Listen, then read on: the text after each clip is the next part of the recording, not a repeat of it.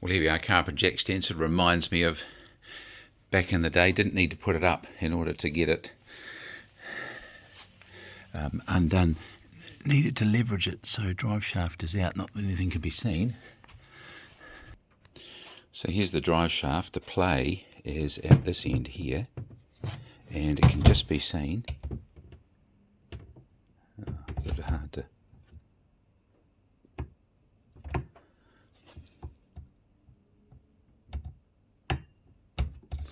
I'm just trying to turn it there so you can just see the play.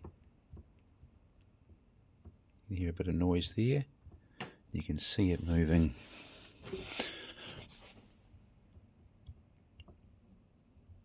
Very little play, but nonetheless it is. Trying to get a good angle. I would say it's pretty picky warrant fail, but nonetheless it's out. This end here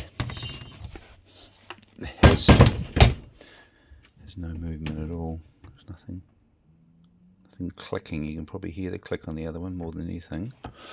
Again, back to this one. The shaft.